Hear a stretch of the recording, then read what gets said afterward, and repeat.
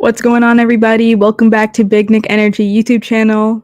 Post-game show with Mill here, and this one was a disappointing loss. We lost to the San Antonio Spurs 130 to 126. This game went into overtime. It was our first overtime game of the season, and just super disappointing at the end there that we came up short. We weren't really able to score, and in overtime, I mean, Brunson, he was able to score, and Robinson had a bucket there, but pretty much there was nothing else going, and we came up short. Couldn't score on that final possession. Brunson, if you guys watched the overtime, if you guys watched the play, Brunson shot his three. He didn't make it, and then Precious got the rebound. Precious didn't put it up. He threw it behind him, and DiVincenzo couldn't catch the ball. So it was just a series of unfortunate events there. I'm not mad at all for Brunson. I'm not mad at all at Brunson for taking that three-pointer that he did. It was contested, and it was a good look. To me, it was a decent look, and it wasn't totally off. I mean, it wasn't off at all. It hit the rim, hit the back of the rim. I'm not mad at him for taking that shot. He was feeling it. I mean, the dude had 61 points. If there's anyone I want taking the three to put us up, it's him. So I really hope no one is mad at Brunson tonight for taking that shot, taking that three, because I just feel like that's definitely something he had to do in that moment, even if it was contested. I mean, he was making contested threes and shots all night long. So it's just another three to him, but it just didn't go down. It didn't go down, and we lost this game, which put us back into the 4th seed. We are no longer the 3rd seed. Very short-lived. Again, we were the 3rd seed for like 2 days. Similar to the first time we were the 3rd seed, like back in February, I believe, or the end of January. It was like for 1 day. And yeah, we're back in the 4th spot. It sucks because, my sister told me we're back in 4th, and I was just like, that sucks, because I was bragging so much to everyone about being the 3rd seed, but I didn't expect us to lose this game tonight, honestly. The Spurs are not a great team. They're pretty awful. I mean, they're 18-56 on the season. Obviously, we know they have a rising star, Wembanyama, so he pretty much put the team on his back tonight. Let's just take a look at his numbers tonight. I know he had over 40. I know he had over 20 rebounds. Let's check. So Wemby had 40 points exact. He had 20 rebounds. He had 7 assists, 2 steals, and 1 block. It's insane, man. We couldn't stop him. We really couldn't stop him at all. And I mean, it's just, he's impossible. Look how tall he is. I really do think that Hartenstein, fouling out there in that last minute, that last play, and regulation really hurt us because he wasn't able to go into overtime, and that just sucked right there. But I think Robinson did pretty decent. It's still his 2nd game back, coming back from injury. He had to step up, though. When Hartenstein fouled out, he had to do what he was the only one left. I mean, you're not going to put Sims was a DNP, so he didn't play. Robinson was their only choice left. But man, to talk about this game, I have to just mention that the refs, they really messed up tonight. The refs were pretty awful. I mean, there were so many bad calls down the stretch. First of all, let's just talk about something I noticed was, especially because they zoomed in on it, that Popovich was yelling directly in a ref's face. He's going pretty hard at him, and no tech there. They said the ref just didn't want to give it to him. He didn't want that technical foul to ruin the game, to whatever, And then, that's just not fair. That's really not fair for Popovich to get into that ref's face and for them to not call a tech or anything. And, he was going pretty hard at him. But then there's so many other calls between the jump ball violation, which did not make sense to me at all. So if they didn't want to let that one technical foul before the 4th quarter ended to ruin the final moments of the game, why did they do that free throw, that jump ball violation? That didn't make sense to me. and that took a lot of time off the clock. Like I know that the Spurs didn't end up scoring on that, after they got the ball back, but that took a lot of time off the clock because at that possession, the Spurs had 4 seconds to shoot the ball. They were doing a jump ball, and when you call the violation, it puts the clock back to 14. So that took so much time off the clock. And then it just, we needed more time in this one. We definitely needed more time. Cully said, tough one. Yeah, it really was. This was super disappointing. Cully also said they wanted it to be about Wemby. And unfortunately, that's just how this game is going to go. I mean, Jalen Brunson almost made Knicks history by almost breaking Carmelo Anthony's record for most points in a game, which was 62. He had 61. I really, really wanted him to get 62 or even more. He didn't get it. But this will now go down as like Wemby's game because he just had 40 points and 20 boards. And it reminds me a lot of when Julius Randle scored 57 last season. But not a lot of people talk about that game. Not a lot of people remember because we lost that game. We ended up losing that game, and it just didn't feel like it mattered, all his 57 points, because we lost. So I really hope that's not the case for Brunson's 61-point game.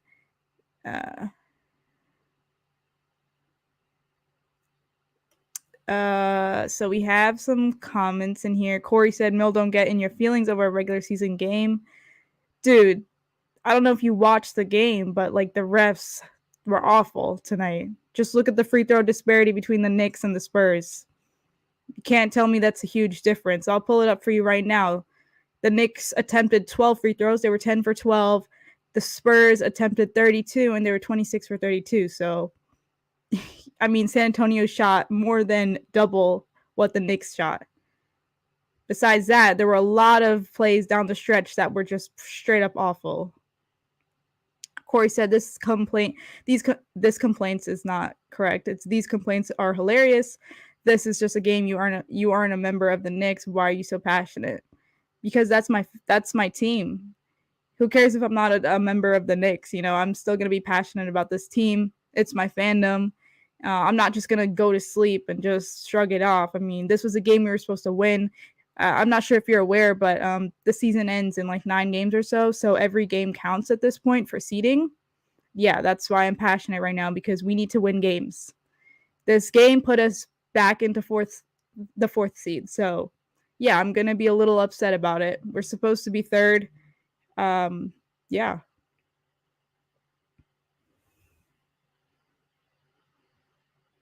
Corey, I don't think you're a Knicks fan because you don't seem to be upset about anything with this game, and you said it's one of 82 games. But I literally just said there's 10 games. This was the 10th game. There's 9 games left in the season to go, and every game matters for playoff seedings. We're trying to avoid certain teams. We're trying to. So playoff seeding matters. That's why winning games right now matters. So we can try to get the 3rd seed. We're chasing the 2nd seed. We're back into 4th. So if you don't understand why it matters, I don't think you're a fan of the Knicks. But anyways, moving on to the game. I mean, Jalen Brunson was just incredible tonight. 61 points overall. Let's take a look at the rest of his stats. I believe he had 6 assists, 4 rebounds, and just take a look at his percentage tonight. 25 of 47. I mean, that's insane. I mean, and he only shot 6 free throws. A lot of stars in this league take a lot of free throws. When you hear that they have a 50-point game, a 60-point game, most of the time they have like 15 free throws. No, Jalen Brunson only had 6. He made all 6 too. He attempted 6 and he made 6. So it just goes to show every game that Brunson is such a pure hooper. He doesn't need to get all the free throws. He is a great shooter. He draws the contact, even if they're not going to call it. He draws it and he gets to the basket. I mean, such a big part of his game is going to the basket, driving to the basket, and finding his way through multiple guys to the rim. So, just real big props to Jalen Brunson. I can't emphasize enough how incredible he's been this season. We saw a 50-point game, we saw back-to-back 40-point games. So it's it's just amazing to witness this. I'm really glad that I'm just really glad that I'm able to see this, even though we didn't get the win. It's still going to go down as such a memorable game for me, at least. I won't forget about this. I mean, he was so close to breaking Carmelo Anthony's record, 61. He was 1 point shy of tying it. So I will definitely remember this game for his 61 points. And we have to talk about DiVincenzo breaking. He did break a record tonight. So although Brunson didn't break a record, he didn't really break Melo's record. DiVincenzo broke the record for the most threes in a season as a Knicks. So he beat Evan Fournier, and he now holds the title. I believe. Let's see, how many threes did he get tonight? So tonight he had 6 threes. He ended up with 20. I saw the moment that he did it. Really happy he got that record for himself, and it just goes to show as well. He's leading. The fact that he just broke that record, it goes to show how he's been all season. A great 3-point shooter, and 6 threes tonight for him. He was the second leading scorer tonight behind Brunson. I was checking the box score like mid fourth quarter, checking to see who else besides Brunson had scored, and it was literally just him and Brunson. At that time, DiVincenzo had 11, and Brunson probably had like 40, but it was literally just them tonight, scoring wise. I feel like everyone else pretty much took a step back, and especially that the last few minutes of the fourth quarter, it was really hard for anyone else to grab a bucket, and overtime, no one besides Brunson and Robinson scored in overtime. So it's a little frustrating to watch them. It's frustrating to watch a lot of guys on our team not be able to score.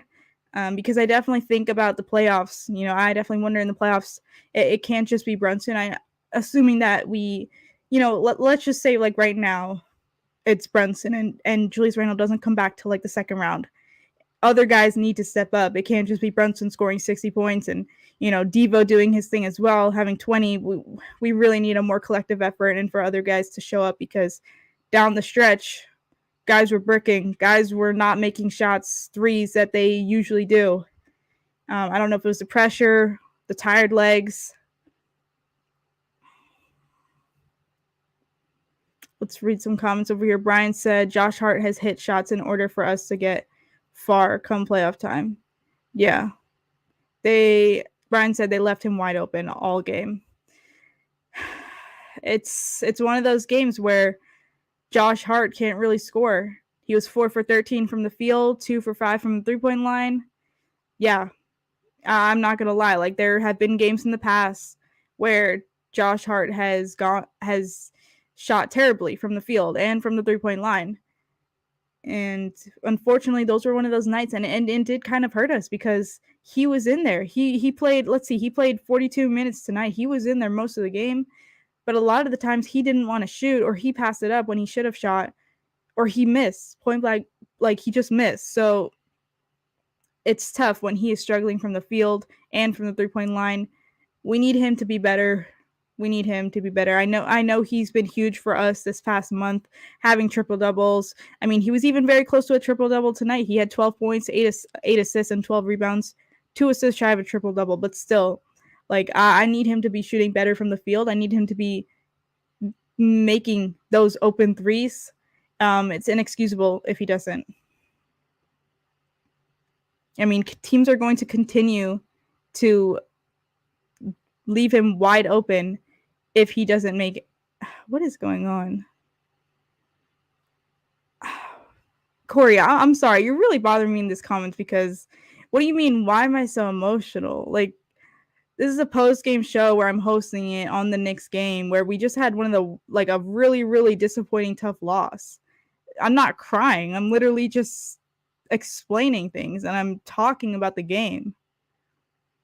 I don't know. Like, you're being kind of just annoying. Yeah, even Brian said it's a tough loss, bro. I don't think it was a disappointing loss. Go over to Knicks Twitter, go over to Spaces. You'll hear them cursing like people out and talking really emotional right now. I'm not even like cursing. Paul said it's getting ridiculous with the inconsistency for free throws for Brunson. I agree. There's been so many games now where he is barely getting any calls. I mean, six free throws tonight is insane. He definitely should have gotten more, especially on a game where he scores 61 points. You'd expect more. You'd expect him to have more free throws out of that 61. But it's coming too common now for him to have games where he only gets to the free throw line like 3 to 5 times. It's really unfair. I don't know what it's going to take for Brunson to get like a superstar whistle, they say. He definitely deserves more because it's just unbelievable that he is only going to the free throw line 6 times a game where he scores over 60 points. And I said it before. A huge part of his game is driving to the basket and it's drawing contact. So he's clearly getting to the basket many times. If they're not calling it, that's on them, truly.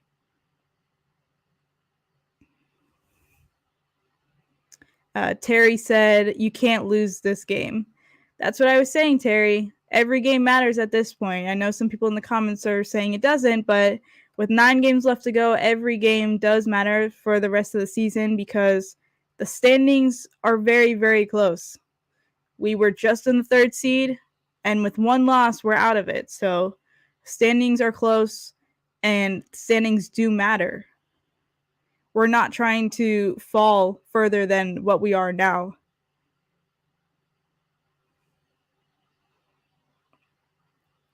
Paul said, we're coming for OKC neck on Sunday. Believe that. OKC is going to be such a tough game because, it's OKC. Come on, they're a great team this season. They have a possible MVP on their team, SGA.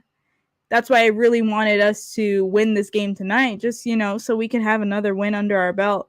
And a loss to the OKC would have been all right if we did win tonight, to me.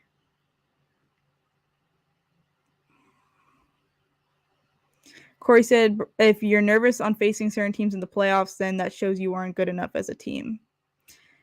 You don't understand, though. We're a great team when we're healthy. I mean, I'm not scared of any team when we're fully healthy, but we're still down OG and Julius Randle. And I don't know if you keep up with the updates, but we don't know. We don't know when we're getting Julius Randle back. There's been a lot of talks that he's not even going to play for this season. He's probably going to come back in the playoffs. So we don't know if that's going to be the first round or the second round. So that's why seeding is important. We don't want to face one of the harder teams in the first round without our main weapons.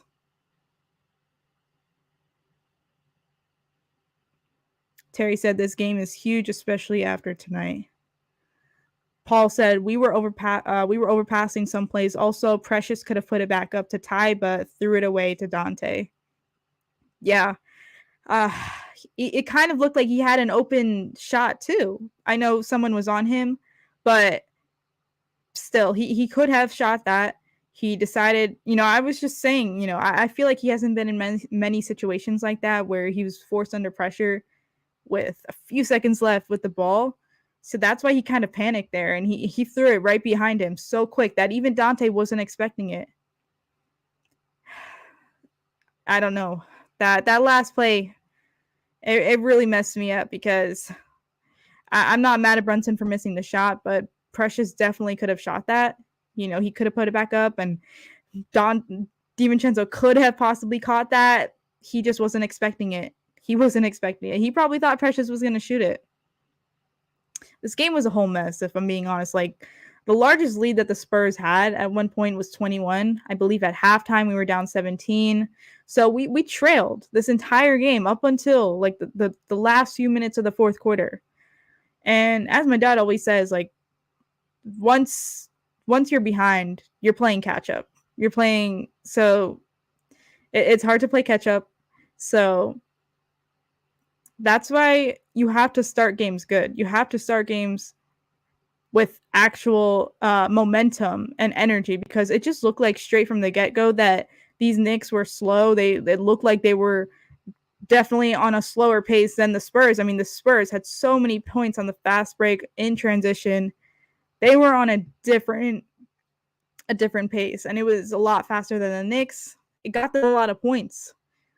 So from the get-go, the Knicks were just not on the same wavelength, and it hurt them because they fell behind really, really quick. And that's why we were down 20 for like most of the game.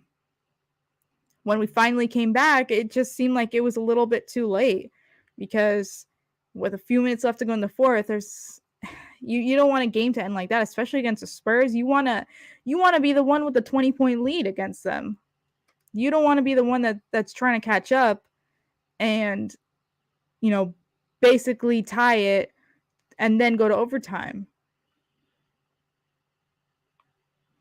Bagman said officiating was absolutely terrible. One of them refs definitely had a parlay. That's what I'm saying, because there were so many questionable calls tonight. The jump ball violation really, really threw me off. I didn't get that at all. I really didn't. Hold on one second.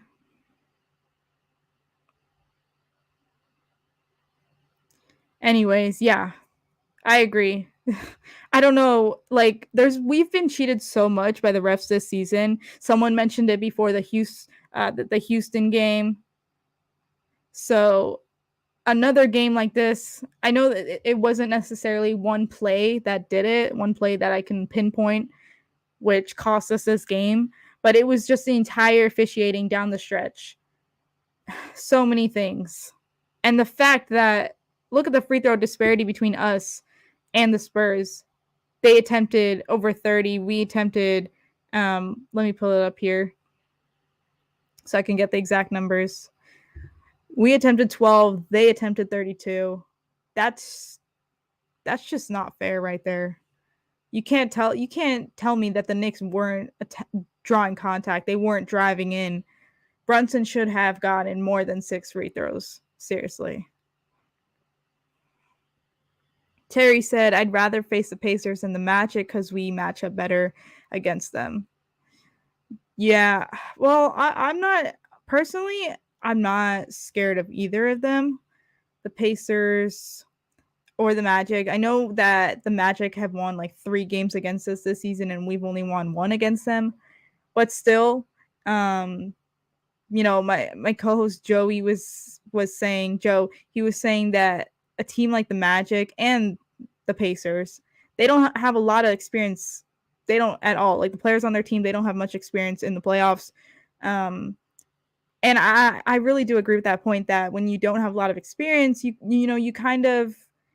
fumble. You break under pressure. You're not built for those moments in the playoffs. Like, yeah, they've been somewhat decent teams this season. I don't know where the Pacers are on the standings. I believe they probably have to be like 6th or something. I'm gonna pull up the standings. Orlando has been pretty good. I mean, this has been a really good season for them, but still, let me put Joe up here.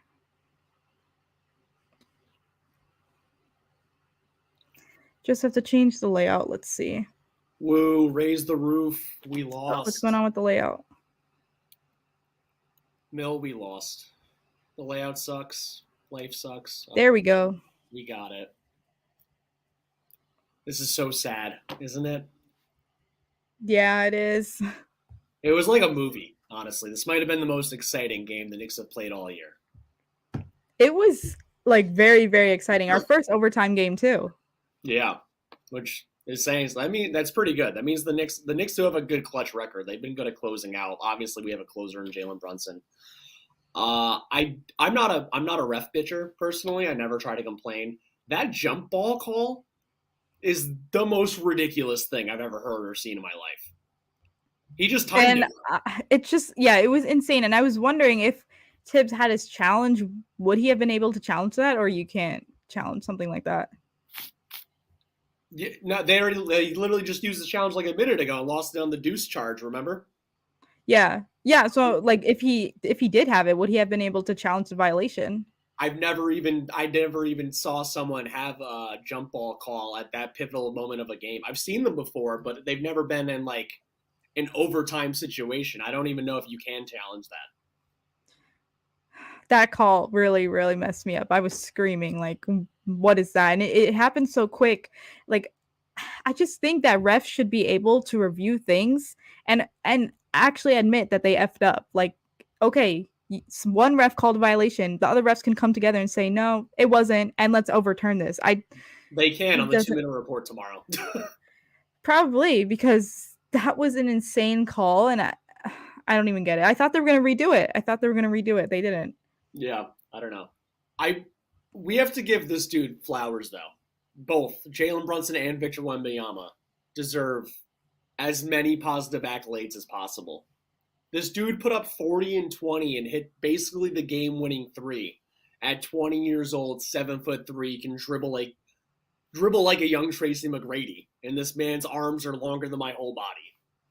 And Jalen Brunson, insane. the exact opposite, 6'1", the guy that just keeps chugging along in the paint and just gets anything he wants on anybody he wants. 61 points, sets the Knicks franchise record for a loss, not overall, obviously, because Melo got it in that demolition against the Hornets 10 years ago. Ben has way too many accounts. Ben, stop watching us, please. I don't even understand at this point. I don't know why you have so many YouTube and Twitter accounts to comment on. It's concerning how many pages he has. He is a lot. This dude must make emails daily to follow you, Mel. That's what I'm thinking is happening. It's insane. Like, so I've seen so many people as him. Yeah, I don't know. And do you know? So I'm pretty sure I know why. I missed the first part a little bit. But did you talk about like the Precious Achiuwa great box out, phenomenal box out of Wemby? Has Wemby like kind of stumble and fall? Then you could tell he's about to put it right back up to tie the game, but then he like does the pass out to in between Deuce and Donte, and it goes out of bounds. Obviously, have you talked about that at all? I mean, I spoke about that play and how Brunson missed a three, but I mean, if you want to add anything to that. So I'm like 99% sure I know why Precious did what he did. Not why he passed the ball out of bounds. That wasn't the goal, obviously, but I can tell why he was about to put it up and then dish it out. I guarantee you during that last time out that they had, or like right before when they drew up the play with 12 seconds left to try to get Brunson the ball, and then he jacked up that three. The reason why Brunson took that jacked up three, and then the reason why Precious, instead of going back up, also dished it out to try to take a three, you could tell this team just did not want to go to double overtime. This is just a regular season game. Like, at the end of the day, this win or loss isn't going to stop them from getting whatever playoff seed they got. It's not going to be – it doesn't stop them from making the playoffs at all. You can't be playing double and triple overtime games against lottery teams when you have another game. They play what? What time do they play OKC on Sunday? They play at 7 o'clock. So in less than 48 hours, you're flying from Texas to New York, and you have a game against one of the top two seeds in the West. And, like, you have to just move on at some point. You can't just keep playing for overtime. That's why you could tell Precious literally was like, I got to put – oh, never mind. They told me to go for a three. And then he just threw the ball away because he just wasn't looking at where he was throwing. But I agree with the thought process. Obviously, the execution sucked. And, I mean, it is what it is. Whatever. That's true. I didn't think of that specifically, that he would rather them have taken a three and made it. You want the game to end. You don't want to go to double overtime. Yeah, I just thought, like what I said earlier was that I thought he just hasn't been in a lot of situations where the ball was in his hand with a few seconds to go. And I felt like he just felt a little bit under pressure and just wanted to get rid of it. Passed it out really quick to someone who can actually shoot it and possibly make it. No, because you could tell he knew he was open too. He would have made that putback. Wemby was literally on the floor behind him, and no one else was in position. Yeah, he did look pretty open. Yeah, so I mean, it's whatever. What are you gonna do? I saw someone write Wemby overrated. Kev Love, or Kev Lowe, not Kevin Love, although he's almost Kevin Love. The way the NBA is going for the next 10 to 15 years is that Nikola Jokic is the best player for the next 3 years. Then he's handing it. No Jason Tatum, no Anthony Edwards, no HG. I said this the other day. It's going from Jokic to Wemby, and we all got to deal with it, man. We got to take this dude out of his knees. Dude, I was saying that the entire game. I was telling my sister, I was like, just want someone to like take a direct kick at his knees. Just like let him kind of like break in half, but like fall. That's too New York of us, right? We can't actually. It was so frustrating. Like, it's so frustrating that he can pretty much make and take any shot he wants. A three, he has it. A dunk, he has it. A tip in, he has it. Like, it's so frustrating to watch. He's 20 mil. He's your age. He's 20 years old. Yeah, that's scary. He's literally one of the 20 best players in the NBA already. It literally is like LeBron James rookie year-esque. Like, oh shit, we are watching the next thing. And the two free throws, what was that? Like the ending before overtime that he made. Clutch. Ice in his So veins. clutch. I was really hoping he'd at least miss one, but he made both. He made both, yeah. G Money, what up? Always good to see you, man. Refs taking him a lot of calls. Wemby's a beast at the same time. The 40-point game tonight didn't feel uber dominant when he used the eye test. And then he wrote, I hope Mitch and iHeart are okay, which I totally agree with. I really effing hope that Mitch and iHeart are okay. I'm really worried we're going to get like a X-ray or MRI tomorrow saying iHeart has a sprained or a broken wrist and he's done for the next Yeah. When that happened to him and he stayed in the game, I was asking my sister, like, what if he has like a sprained wrist right now and he's still in there? Yeah. I don't even know. It's his offhand, but we've been saying that Randall, it's his off shoulder for 3 months now. So it's like, This game was like seriously all over the place. I mean, I don't think so much happened in this game. I really have to just like digest it because so much between like iHeart, almost I don't know if he did injure anything, but like almost injuring himself, falling down really hard. I don't rewatch losses almost ever. I might actually rewatch this game. Yeah, same. I don't really rewatch games, but I just want to point that like I really, really wanted Brunson to break the record. 2 records in one game would have been insane, and then it would have just been history that we witnessed. I mean, technically, it's still history. He still set a record for a losing effort. I mean, it's still And Donte's 6 threes just go by the wayside. It just doesn't even matter after all that. Yeah, I didn't mention that until like 10 minutes into the post game. I was mainly talking about Jalen 61 and then the refs and whatever. Because watching the game, like, I'm like following along. I'm at work, so I'm trying to do as much as possible, but it's like watching the game, it didn't feel like the Knicks were getting really screwed refereeing, but like every 5 to 10 minutes, it's like, well, the Spurs are back in the line again. Wemby free throws. And then to actually see at the end that the Knicks had the same amount of free throws as Wembanyama himself, it felt like it was a physical game, but also in hindsight, it's like we weren't as able to be as physical as we should be.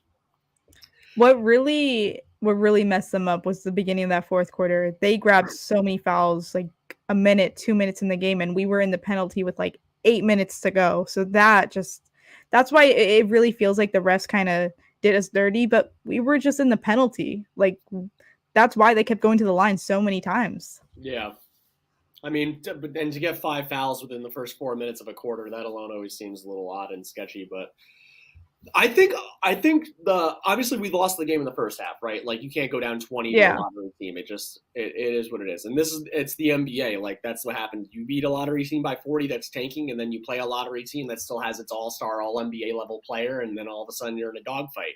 And they couldn't miss from 3. I kept saying over and over again, like, said it 4 or 5 times in the first quarter. This is the worst shooting 3-point team. They just keep going in. Like, they ended up they were 50% in that first half. Rough. I'm just watching Keldon Johnson and Julian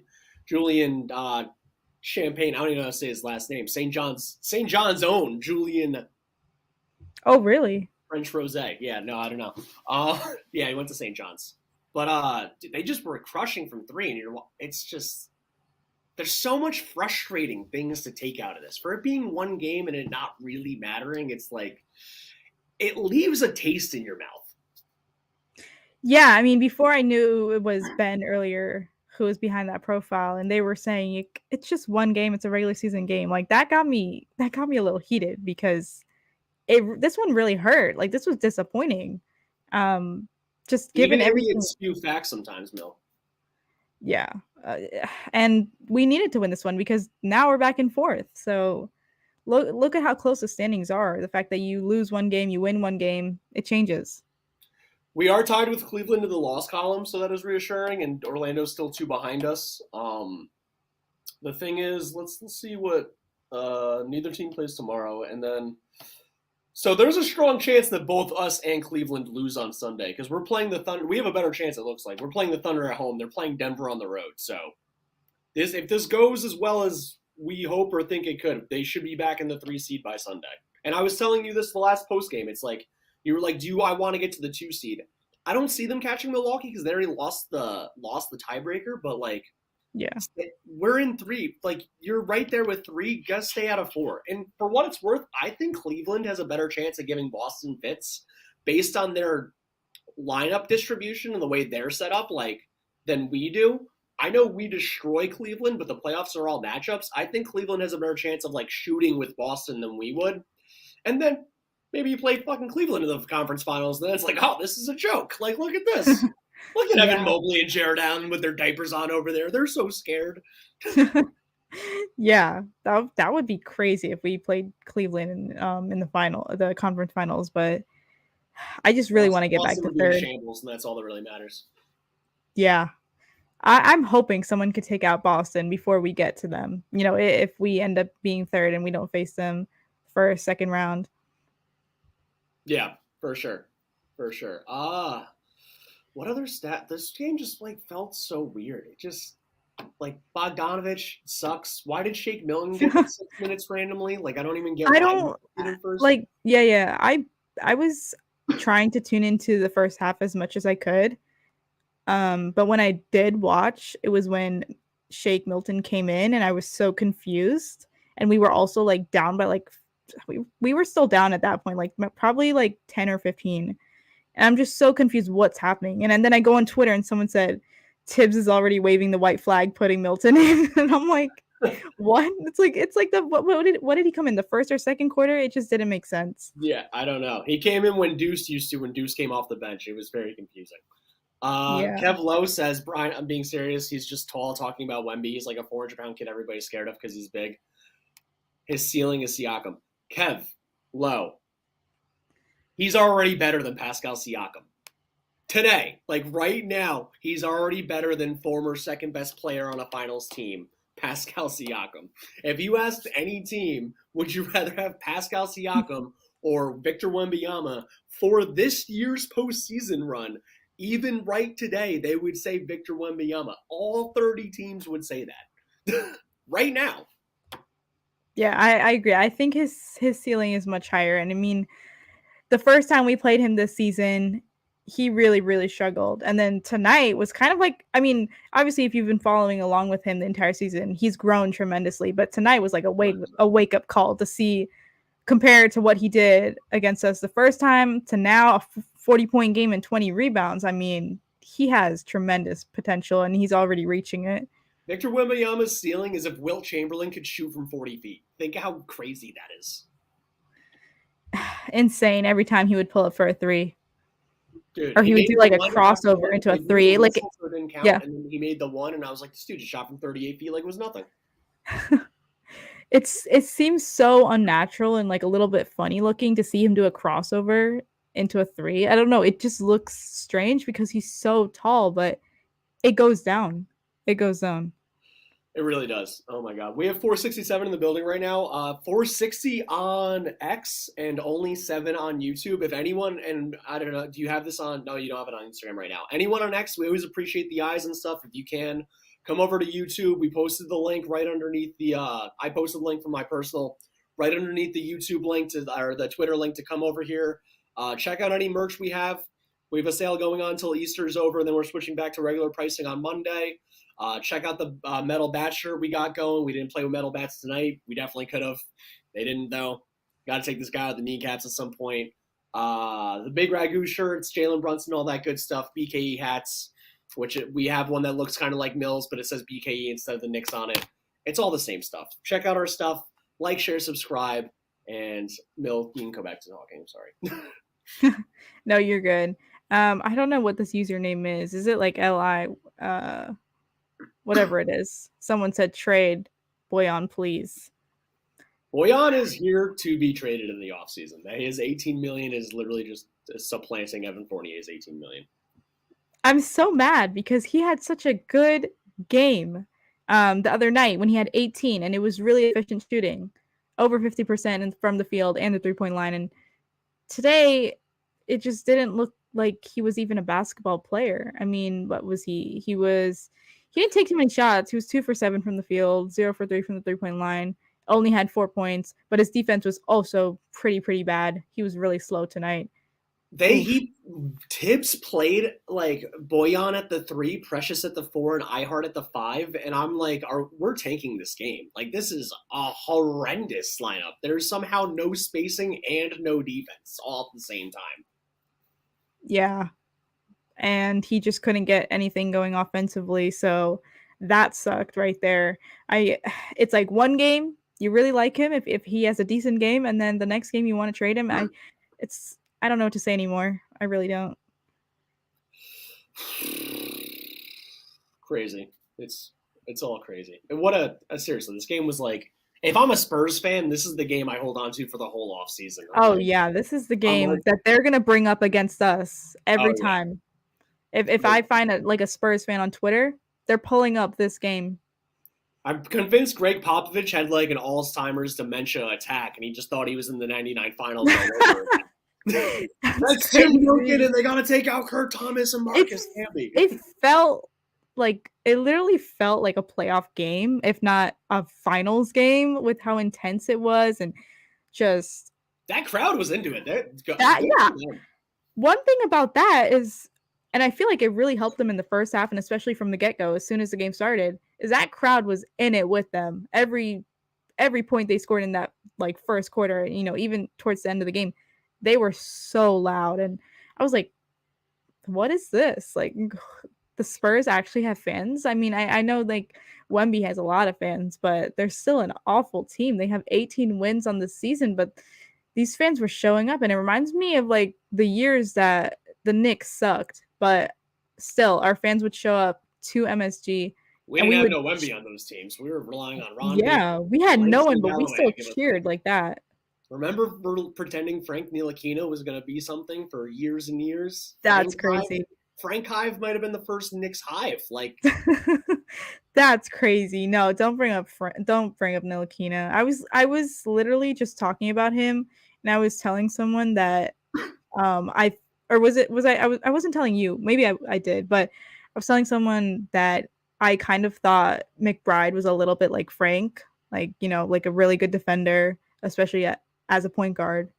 But Frank had a broken shot, the most inconsistent shot ever. And that's kind of how I viewed Deuce. Ever since he was a Knick, he didn't really have a consistent shot. Shot really bad from like the field and the 3-point line last season. But clearly he's not Frank Ntilikina. He can shoot the ball, but he did miss the game-winning 3 tonight. Yeah, that's not his job. His job is not to make a game-winning 3. He had such a good look, though. He did. The thing is, he was already off today. He only went 3 for 9. And yeah, he was off. He was. Like, I'm pretty sure if that McBride, like, if we could have brought McBride from Wednesday and put him in Friday, he would have made that shot. Honestly, if we brought McBride from Wednesday and put him McBride for Friday, we're not down 20 at any point. We win this game going away like they're supposed to. It's just like McBride had an off night. Hart, I mean, they went up against Wembanyama, and the refs.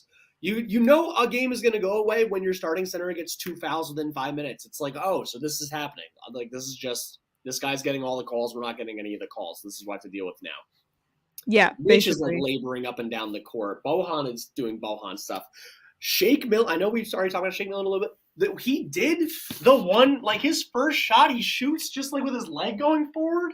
And I'm like, dude, did you just really take a front leaner in front of Wemby with one leg in the air and one on the ground, and you think that is your version of getting minutes on this team? What are you doing? Did Tibbs bench him after that? Or no, that was a miss, right? So he did make one. It was a miss. Yeah, no, he played for 4 more minutes. That's crazy. I mean, I didn't see that. I think that was when I wasn't able to watch the first half, but it was the first quarter. It was something. I don't know.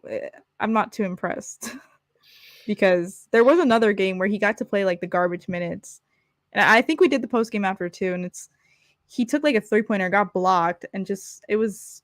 I'm not impressed by these shots I'm seeing. I mean, I thought your name was Shake Man, not Shoot. It's not Shoot Millen, it's Shake Millen.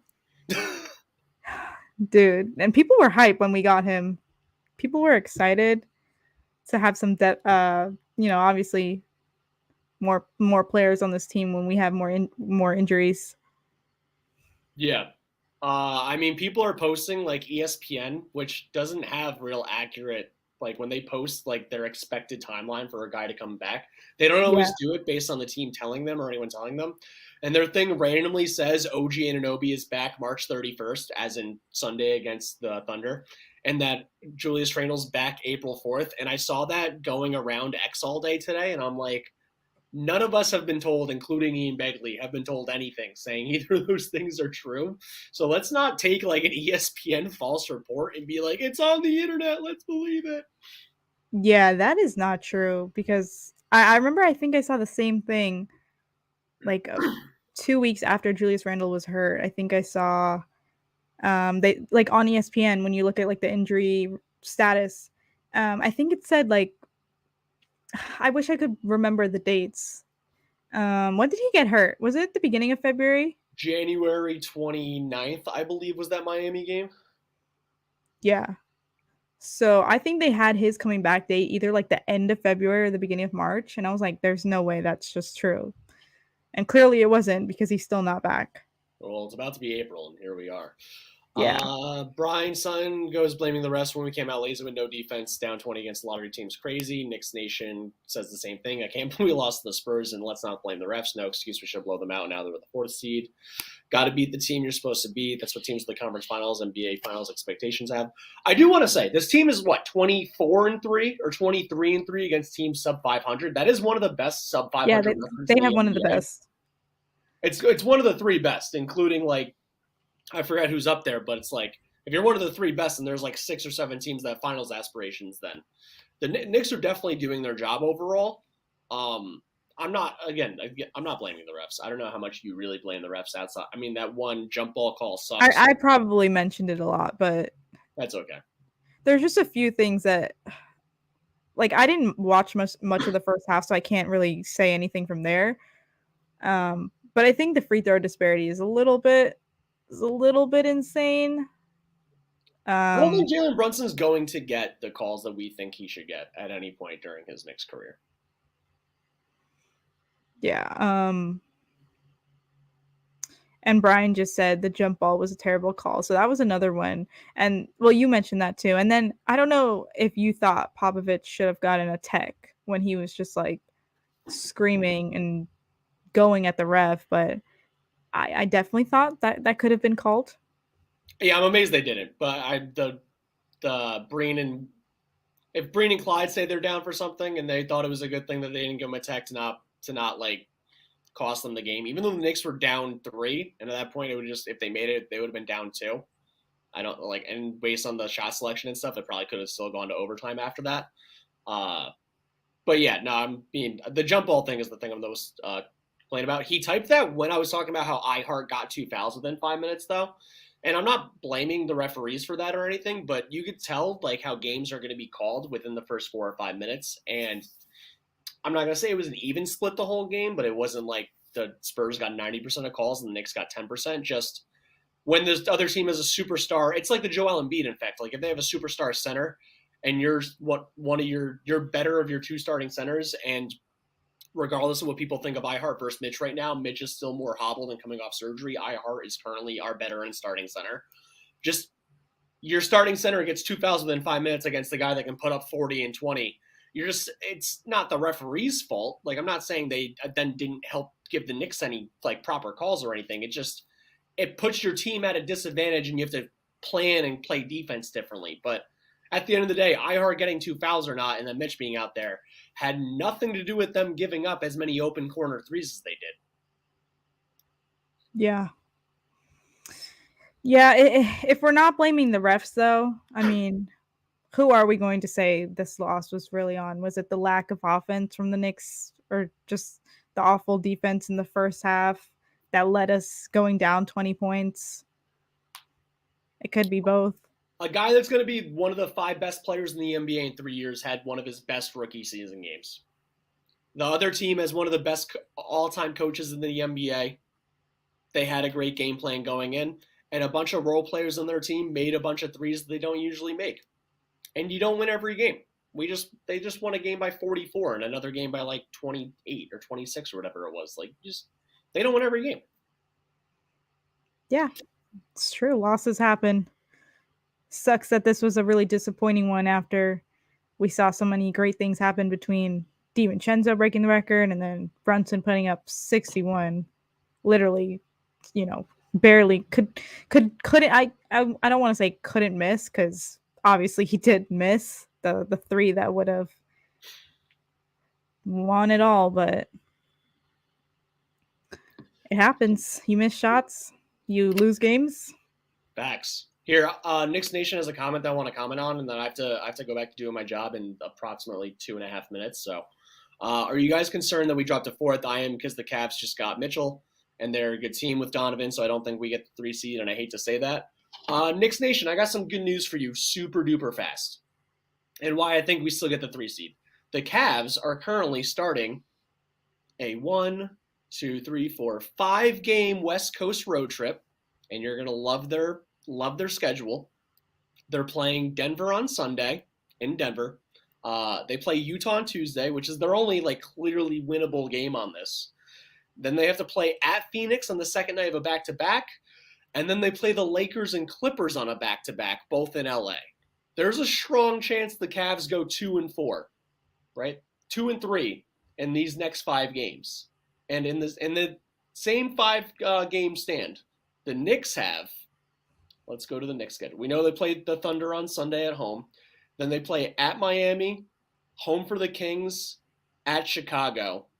And then the Knicks will actually be almost even. They play at Milwaukee. The Knicks have an easier remaining schedule than the Cavs. The harder games in the schedule left are at Milwaukee, at Miami, and this Thunder game at home on Sunday.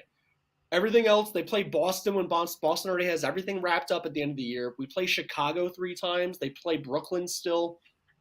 The Cavs have a much harder schedule, so I believe the Knicks are, even though they're a half game back and tied in the loss column right now, I still think the Knicks are going to end up with the 3 seed. I agree. I do have to go. Yeah, go ahead. Mill, until next time, let's go Knicks. Goodbye, everybody. See you later. Let's change this layout back to one person. All right. Okay, so yeah, with what Joe just said, I'm not really concerned about us dropping any further or staying in the 4th seed. I do think we can go back up to 3rd, given that we have an easier schedule than the Cavs. I mean, the Cavs schedule sounds pretty difficult. The back-to-backs, I mean, the game against Denver, the Lakers, the Clippers, it's going to be tough for them. And we have some winnable games coming up for us. I know OKC is definitely going to be a hard one. OKC is a great team, and I can see us competing against them. But I do see some other winnable games, especially against Chicago. I believe they said Joe said we have coming up. We have the Kings at home. We just beat the Kings recently on the road, so I do think that's winnable. And yeah, there's still a few more. We have Milwaukee, who I definitely think we can find a way to win against. Brian said we are not beating OKC. Yeah, OKC is probably going to be one of the hardest out of our remaining schedule. But never say never. I mean, never say never. Well, let's just count that as a loss, though. Let's see if there's any more comments over here. Jonathan said, I'm going to the Thunder game Sunday after the Knicks coach convention this weekend. Enjoy the Thunder game. Enjoy it.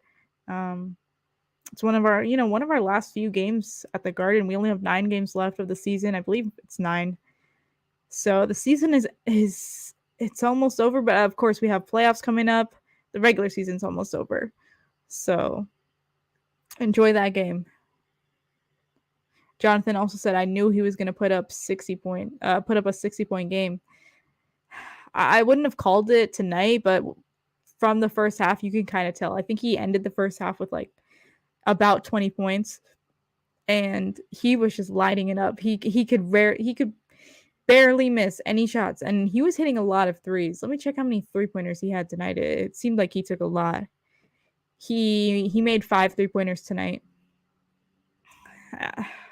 Still can't believe he only had 6 free throws. I mean, usually when we're blessed with some good refs that actually count the contact when he drives to the basket, he can attempt at least 10. But 6 tonight for him. I'm happy he made all his free throws though, 6 for 6. Knicks Nation said we won't get the 2 seed, and that's a fact. Yeah, as Joe said as well, it might be a little out of reach right now, just because we're still trying to solidify the 3rd seed. We were just in it, now we're tied or out of it. So 2nd might be a reach. And then the Bucks have also won more games against us this season. So they won the series against us. Even if we tied, they would get it.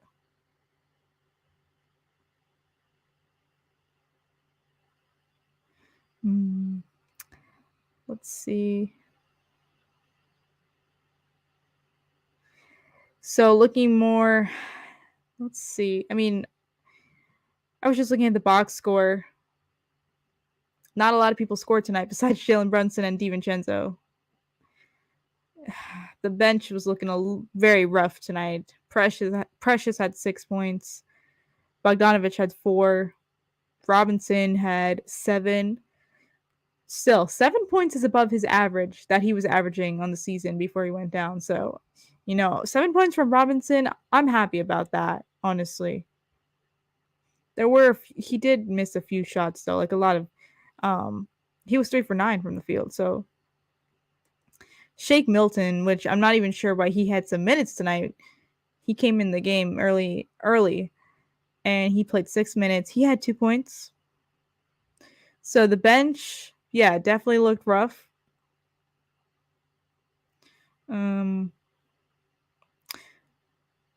Burks did not play tonight. He has a right shoulder sprain. So that's pretty much why we saw Shake Milton, I guess. And yeah, that's pretty much the box score right there. I mean, there's nothing much besides Brunson and DiVincenzo. There's nothing much besides that. I mean, Josh Hart had 12 points, but still, he missed a lot of shots from the field and the 3-point line. So, yeah, although it was 12 points, it wasn't enough, really. Teresa said, how many points did McBride have? McBride had 7 points, so he struggled tonight. He definitely struggled. He was 3 for 9 from the field, 1 for 4 from the 3-point line, and he had 7 points, 3 assists, 2 rebounds, and 4 steals. So he had active hands tonight, and he was getting out there stealing the ball 4 times. But still, I really wish we could have got the McBride that is having a 26-point game or 29-point game, like obviously the last game against the Raptors. Would have loved that. But he struggled, and Josh Hart struggled, and Bogdanovich struggled. So a lot of people struggled. That's why Jalen Brunson felt like he had to score 61. That's what he did. And I also feel like that's why he had the ball in his hands the last few minutes of the 4th and overtime. It was really interesting. Did you guys see when they were doing that play where it was Jalen Brunson on one side of the court and then everyone else, all of his teammates, just moved to the other side, gave him all the space, it was just one-on-one. That was really interesting. I don't think I've seen that before, and they ran that a few times. That was like with a minute left to go in the 4th quarter, or a few minutes. So it was really interesting seeing that. But they pretty much just let Brunson do his thing because no one else was really scoring. I mean, Josh Hart was passing up a lot of open shots, a lot of open floaters. I mean, I'm thinking of one in particular, but I'm not mad at Brunson for taking that last three that he ended up missing. I wouldn't have wanted anyone else to take that, you know, with us being down 2 and wanting to put us over. I would want him to take that. Jonathan said the bench has to be better. It definitely does. Definitely, because Bogdanovic, he was awful tonight. So we didn't really get much from him. Burks was out, so Shake Milton had 6 minutes, which, I don't even have to comment on that because Shake Milton didn't give us much. Precious, Precious had 6 points, but he was minus 30 on the plus minus. That's the worst one out of all the Knicks. His defense was pretty bad tonight, especially in the first half. He wasn't really keeping up, always losing his man. Jonathan also said, and next month I would rest Brunson for the playoffs. I wonder if Tibbs will rest him. I doubt it. I mean, we know Tibbs. Tibbs doesn't rest anyone unless they're hurt. So I know a lot of teams do that. A lot of teams, especially Boston's probably going to do that. Maybe Milwaukee. Don't know about the Knicks, though. Tibbs will pretty much play everyone until, the season is over, until the playoffs are over. Eddie said, shout out to you, Mill. Shout out to you, Eddie, and everyone at the Knicks Morning Brew. I'm sure you guys are going to have a field day talking about this game. So much to break down, honestly. I'm still trying to digest it. I mean, it ended 30 minutes ago, maybe an hour ago, but still, so much happened in this game. It's a lot to take in, and a really disappointing loss. Bryant said, it just made us predictable. With Brunson having the ball, you're not winning 1-on-5 in this league. Yeah. So I assume you're talking about that play where all the other Knicks would go to one side of the court and it was just Brunson on one guy. He did make one of those times he did make the shot. I believe he hit it off the backboard. The other time he didn't make it. It was really interesting. I don't think I've seen that ever before. That the Knicks have run that. But they were just, Jalen Brunson had the ball in his hands pretty much the entire fourth quarter, especially down the stretch, the late fourth quarter and overtime. He got whatever he wanted. They were really smart to double him, though, at the last play of the fourth quarter. They were really, really smart to double him, so he had to pass it to McBride. But McBride got a good look. Unfortunately, McBride was really off this game, wasn't feeling it, and missed that shot. So that was really smart on the Spurs, though. Imagine if the ball had went to DiVincenzo, though. I don't know. Would it have gone in? We won't know. He had 6 3-pointers tonight. He was 50% from the 3-point line, 6 of 12. So if someone's going to take a 3, I would want it to be either Brunson or DiVincenzo. Brian said most of the bigs was probably minus. Yeah, because guarding Wemby, I mean, you're giving up so many points. He had 40 in total. I mean, Precious had minus 30. Let's see, Robinson was minus 10. Hartenstein was the only big that's over. I think he did decent.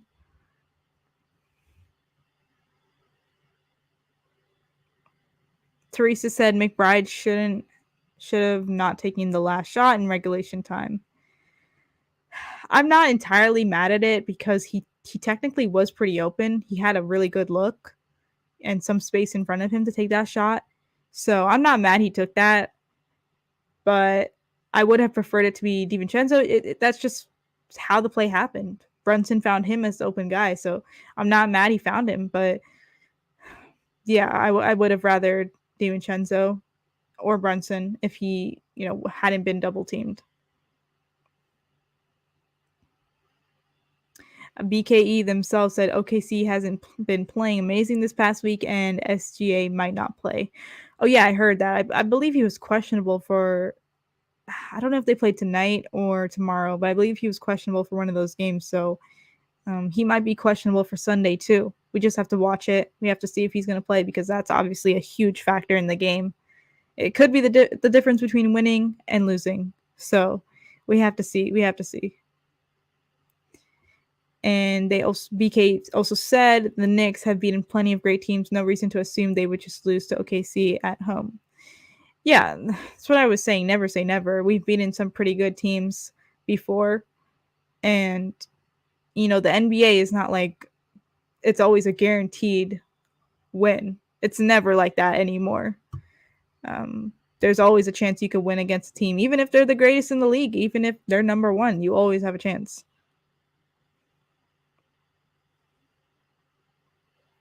Brian said, and they don't rebound well. Yeah, referring to OKC. So yeah, that'll definitely be in our advantage because we have so many guys who can rebound the ball, and they don't have. Well, let's see. I'm just checking something on the box score. I know Josh Hart grabbed like 12 rebounds tonight. Surprisingly, Hartenstein only grabbed 4.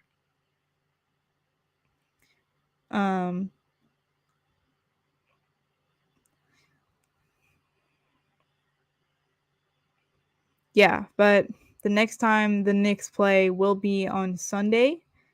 It is a 7 p.m. game. I believe that's what Joe says. 7:30, somewhere around that time. And it will be at home. We will be at MSG. So that always helps you too.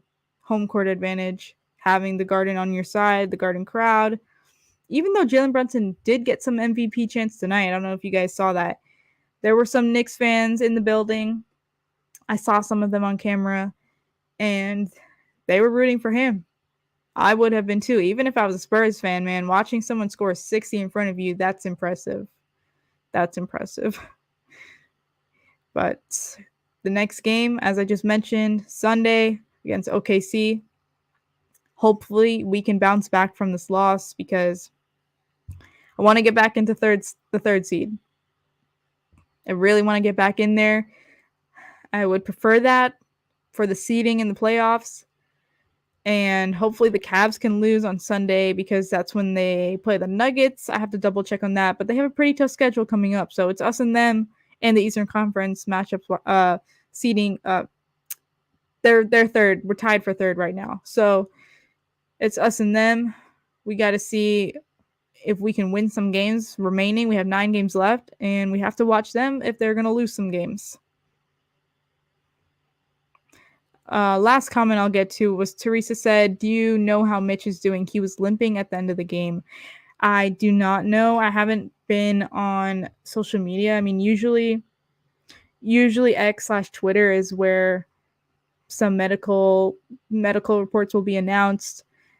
And I haven't seen anything yet because I haven't been on. But be sure to check Twitter. Keep checking your Knicks feed. Someone will definitely mention it if there is. And I'm sure tomorrow, if there is an update, if something has happened to him, then I'm sure BK, one of the guys, will do a live stream on it. But without further ado, before I begin to close up, make sure you hit the thumbs up button. Even though this was a really disappointing loss, still give that thumbs up for the channel and subscribe if you're not subscribed already. We're on the road to 3K.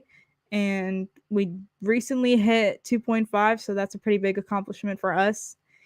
And last thing I'd like to mention is if you haven't checked out the Big Nick Energy merch shop yet, go ahead and check it out. BigNickEnergy.com. There's a lot of great pieces on there. Every Knicks fan should check it out. Best merch in the game.